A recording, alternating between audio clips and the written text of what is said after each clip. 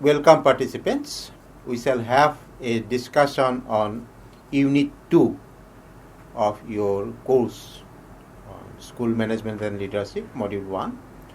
This unit is all about need and importance of educational management.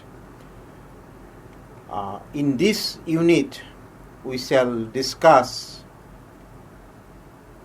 education as a service. We shall also discuss the characteristics of service, more especially in the educational context. Then we shall discuss the challenges in managing the educational organizations. We shall also describe the need of educational management. Then we shall discuss the importance of educational management. So this unit is basically on need and importance of educational management. We have had a discussion about the very introduction of management in Unit 1, when we discussed the basic concepts of management. In this unit, let us refurbish that discussion, recapitulate some of the important parts of that discussion. We said that management of educational institutions are basically driven by mission. So all mission-oriented organizations, like our educational institutions, we need to concern ourselves basically with few aspects. One is we are concerned about raising resources. In order to run the show, in order to run our institutions, we need to have human resources. We need to have physical and material resources, infrastructural resources. We need to have intellectual resources. So tangible resources, intangible resources, we need to have resources. We need to manage the resources. We discussed in Unit 1 that we need to be efficient in terms of utilization of resources, because resources are limited. Now, in order to run the show, we need to manage the operations to attain our objectives, mission effectively. Say in our school context, we need to organize the classes in a timely manner, good classes, effective classes, so that learning takes place, so that mental transformation takes place in the students. We need to procure the blackboards, we need to procure the digital resources, we need to procure the blackboard chalks, we need to manage the operations, and we need to deliver the services, because ours is basically a service-oriented organizations. So in a service-oriented organization, in an educational institution, we all are concerned about management of resources, management of our day-to-day operations, and management of the services that we are supposed to deliver. So educational management basically deals with the institutions. It could be schools, colleges, universities, the research institutions, and it has to deal with the human resources. Human resources, not only the teaching staff, the non-teaching staff also, because collectively we all strive to deliver the services. Then we have the students. We need to manage their activities. We need to meet the requirements of the parents and the other stakeholders. We need to meet the requirements of the government mechanism. As I said earlier, we need to manage the material resources, infrastructure, equipment. Then also we have to deal with the day-to-day rules, regulations, policies, operational aspects. So all these things entail that there is a strong need of imbibing sound management practices in our educational institutions. Without management, we will not be able to thrive. Without management, we will not be able to achieve our objectives, accomplish our missions. So being the service-oriented organizations, we also need to know that what is service. We offer service. Right now I am giving a lecture, so I am delivering a service. So what is service? Education is a service. So service means activities. Activities performed for benefits and satisfaction of others. So in case of commercial service, activities performed, benefits extended, and in which there is a price. In our context, educational services, we perform certain activities, we extend certain benefits for the benefit of our recipients. So by definition, services, including our educational service, it could be our educational service, it could be any other service, it could be health service, it could be tourism service, it could be hospitality, any service. All the services fundamentally have certain characteristics. So being educational service provider, in order to be efficient in delivery of the services, we need to know about the characteristics of services. First characteristics of service is intangibility. The pen that I am having, the pen and pencil, all this pen, this is a tangible item. But whereas the lecture that I am delivering, it is intangible. This pen can be touched, the pen can be seen, but whereas education as a service, it can be felt only. So while delivery of the service, both tangible items as well as the intangible items, ultimately it's a combination of both the things, will help in extending the benefit. But by nature, services are intangible.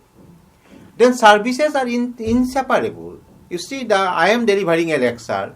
This lecture is inseparable with me. Production is going on, consumption is going on. And it can be stored also, as it is stored in a video lecture. That's what I am coming after. So heterogeneity. Suppose I am not giving this lecture, somebody else giving this lecture. So there will be some differences. So services are not that homogeneous. It depends upon the service performer. Then another characteristic is perishability. Services are normally perishable. Suppose this is not a video lecture. This lecture is taking place on a face-to-face mode. You are the participants who are attending my lecture face-to-face mode. So once that lecture is gone, the lecture is gone forever. So that is perishable. You have booked a ticket from Guwahati to New Delhi. The train is gone. Means the service is gone. So it's highly perishable. And then lack of ownership. Suppose I am giving this lecture. I am making use of the computer. I am making use of the camera. I am making use of the mic and all these things. I don't own anything. But I am delivering the service. So dear participants, while rendering your services, you always remember that the services that you are delivering have certain characteristics. It's basically intangible. Your services will be felt by your students. Your service is inseparable to you. That you will have to gradually develop. Then your service may not be comparable with someone else's service.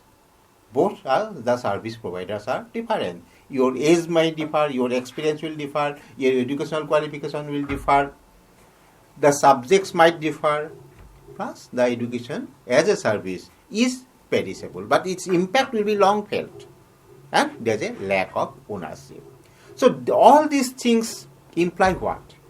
All these things imply that compared to the management of goods, management of services have got different implications. So we being educational service providers, we have to be concerned about this particular aspect, that we are service provider. Service, seva, it's something different from the tangible goods. So it has got certain challenges. We shall discuss about those aspects. Now friends, think about education as a service, not as a face-to-face mode. Say nowadays this is the digital mode is taking place. In digital mode, just now I discussed with you about the tangible aspects as well as intangible aspects. Nowadays the trend is tangibilization of intangibles. So educational service is basically intangible, But what we are trying to do, we are trying to tangibilize it. Means adding more and more of physical elements into education as a delivery of service. In case of say online learning or say technology enabled learning, without electronic gadgets, that is the tangible items, we cannot think of delivery of the service. In our own Guru Shishya Parampara Gurukul system, the Guru will sit and the students, his disciples will sit under a tree and the teaching can be imparted. Learning will take place.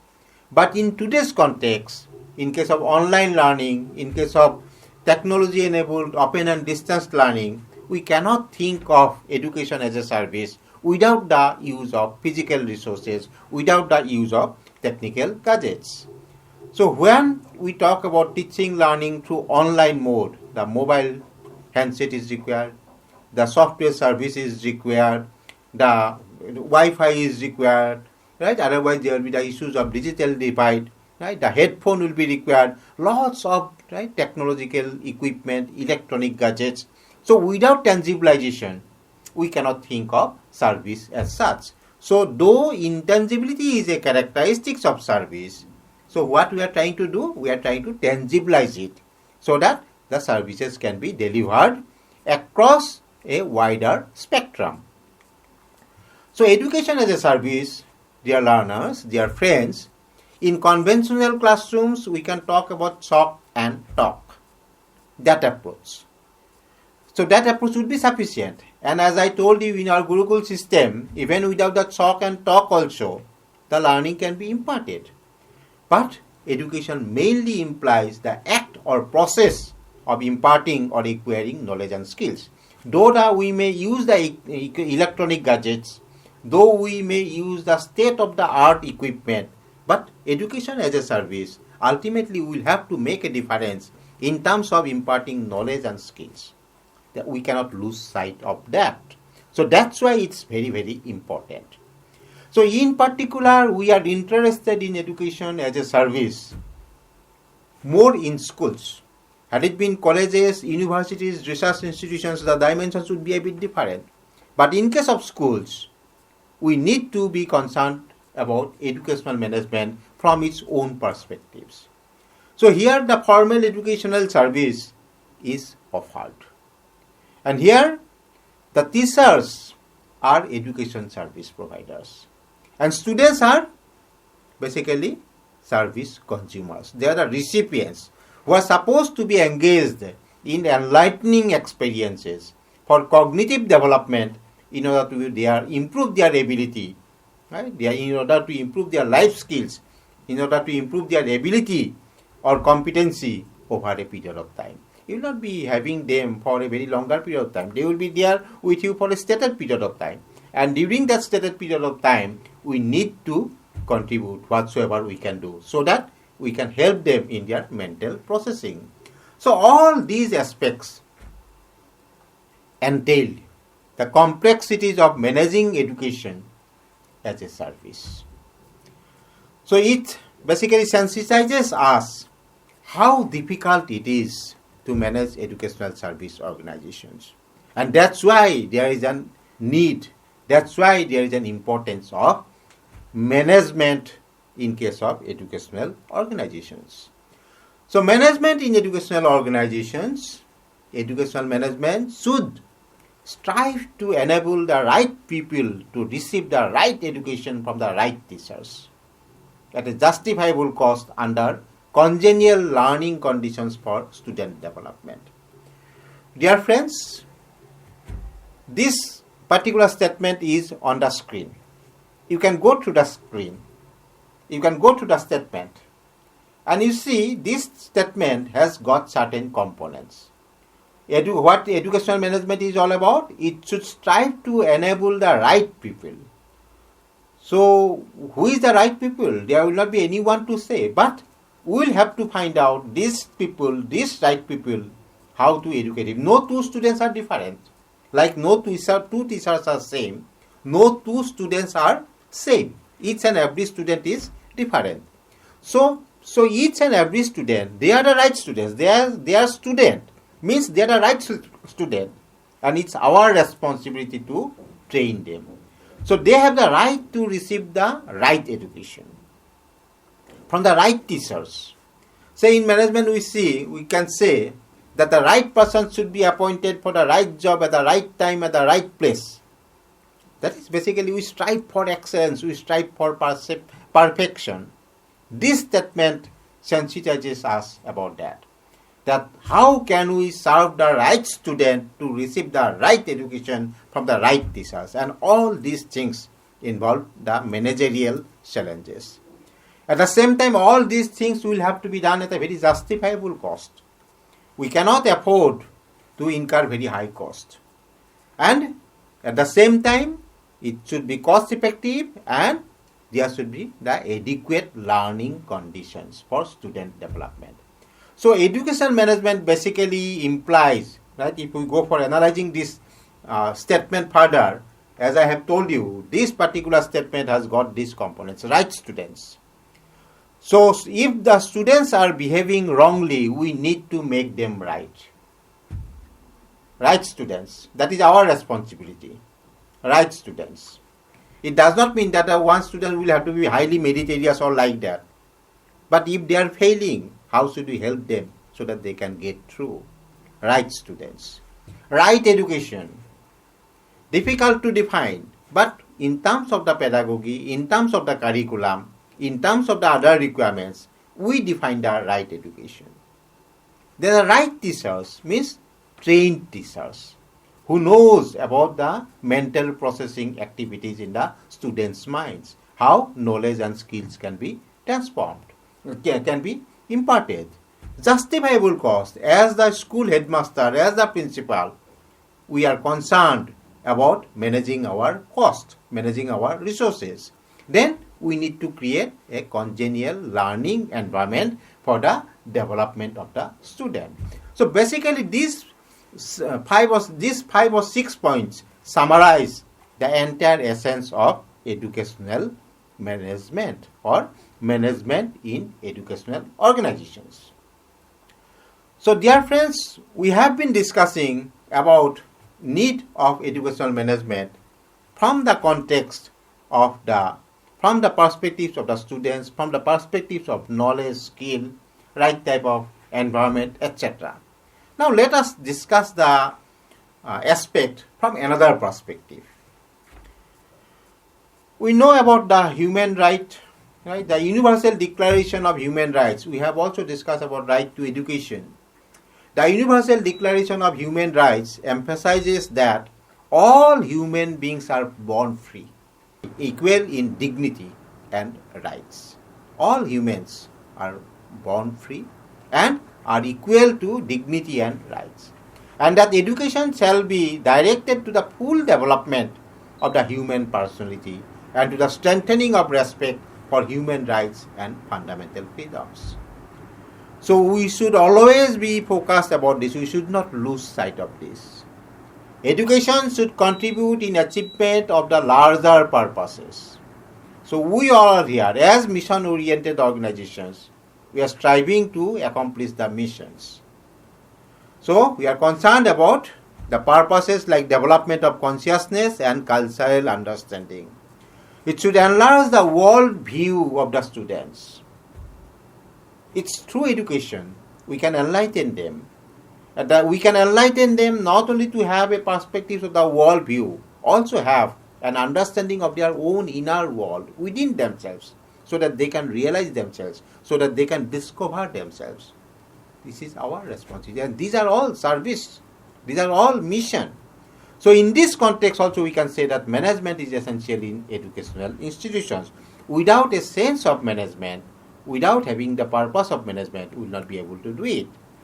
So dear friends, now let us try to have discussion on the topic on need of educational management from some other points.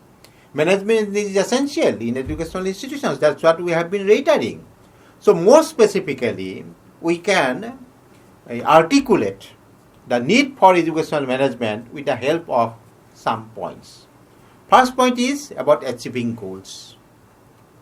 We are concerned about achievement of goals. We are not just doing the things for the sake of doing the things.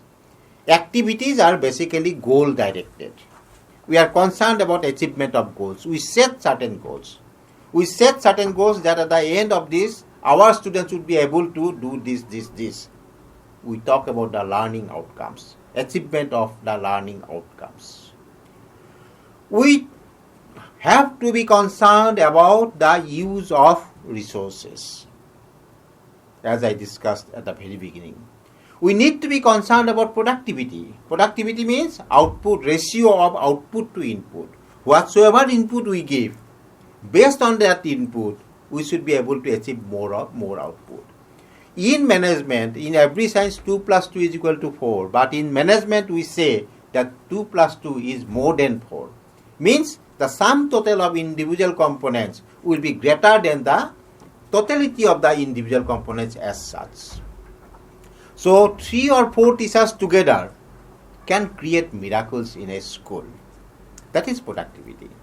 We need to be concerned about the growth and development. We need to be concerned about proper administration and leadership. As managers, as leaders, we need to administer the things properly. That is proper administration. We need to give a holistic kind of leadership approach towards the entire functioning of our system.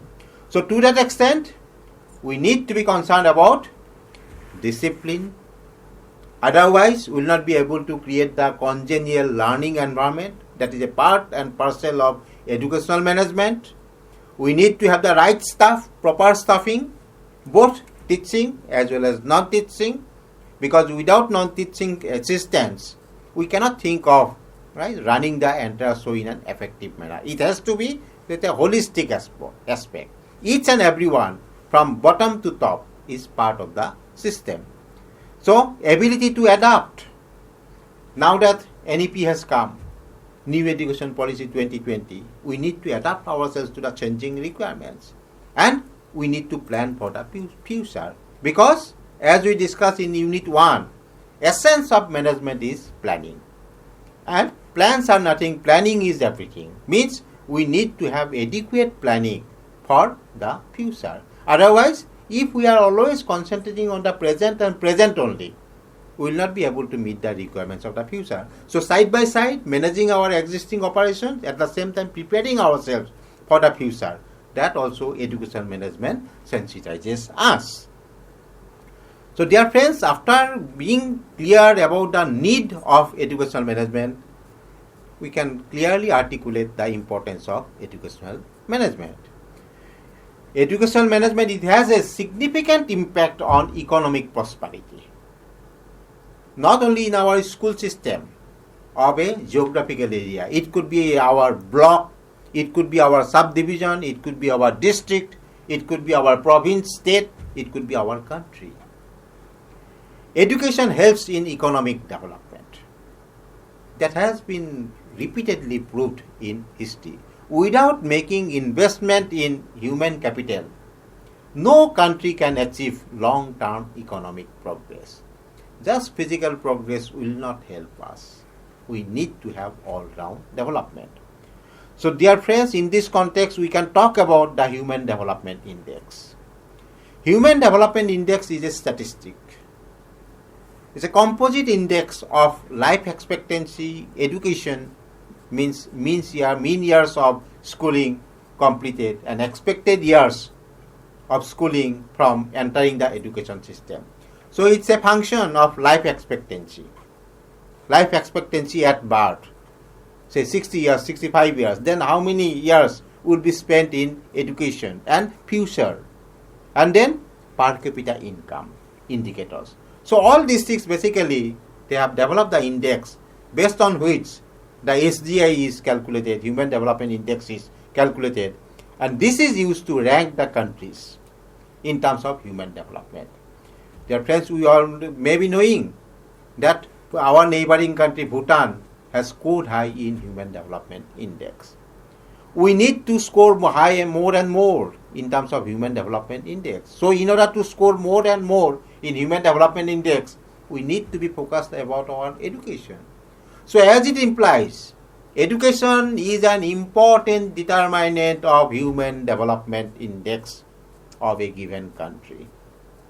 So that's where we can contribute our own individual efforts through myself, through yourself, through the respective institution that we have.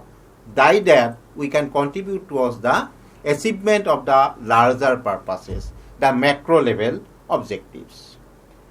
So research has confirmed that increased investment in education levels basically leads to increased economic growth. And high economic growth signifies higher salaries, more and more of income. And as we have discussed, income is an important aspect because by having more income, we can spend more. The economy becomes quite vibrant. So we can have better workforce. We can have workforce, skilled workforce, and we can have higher gross domestic product. Means the country overall progresses. So we can have improved status of education, and this is basically related with the improvement, particularly in any sector. It could be agricultural sector. Because of education, our agricultural productivity increases, cropping intensity increases. We can go for multi-cropping. We can go for more and more of organic farming. We can go for more and more of providing nutrition to our agricultural produces. We can improve our manufacturing sector. At the same time, we can improve also our service sector. So education helps in improving all these aspects: cultural richness, economic prosperity, creativity, innovation. So we all attribute all these things to education. And because of these realizations, the NEP 2020, it has been launched in view of the developmental requirements. The policy document NEP 2020, it states that achieving successful implementation of the policy demands a long-term vision. So that is the part that we educational management sensitizes us. How committed we can be in terms of accomplishment of our missions, and then availability of expertise on a sustained basis, and concerted across, not individual across. Yes, in the other unit 1 also we discussed that it requires a concerted across. No one individual will not be able to do it. We need a collective action, and when we are having this collective action, we are having management of persons, management of resources. So it requires efforts from all concerned, encompassing national level, state level, district level, institution level, block level, each and every one. If we are concerned about the right purpose of education and the right kind of challenges, definitely we can move ahead. So, importance of educational management. With this macro perspective in view, we can discuss importance of educational management in our school administration, in our respective schools, in light of the following points as well, in light of some other points. One point is cultural. This cultural tolerance, we need to be concerned about, sensitive to our culture. We need to understand our culture. So through school management, while managing our show, we need to imbibe the cultural values in our students, in our school system. In educational management, because we are educational service providers, we need to be highly concerned about the economic aspects, the cost of education, the economics of education. We need to be concerned about that. Managing our resources. Our resources are limited. With the limited resources, how best we can offer our services. Then, the third aspect is social system. We all are in a social system. So, schools are all part of a social system. So, being a part of the social system, how best can we contribute to the society? How best can we help our students, our learners, to become responsible citizens of our country? So, dear friends, we have discussed basically about the need and importance of educational management, particularly from the service point of view, that we are all service providers. So, being service providers, being a service organization, We are concerned about certain challenges of service organization because services are different from goods. We are concerned about the technological challenges in case of online learning, use of technical gadgets. Then we are concerned about the need and importance of educational management from two perspectives. One is macro perspective, the second one is micro perspective. Macro perspective, that education helps in the development of a country. Micro perspective, in case of for contributing towards the macro perspective within our systems, we need to imbibe the cultural aspect, values, the economic perspectives and the social perspectives, and we need to be concerned about all those things. Then only we will be able to manage our educational institutions in a very effective and efficient manner. Thank you, dear participants, for your listening, and please go to the unit, and I think this video will help you in clarifying the concepts further. Thank you very much.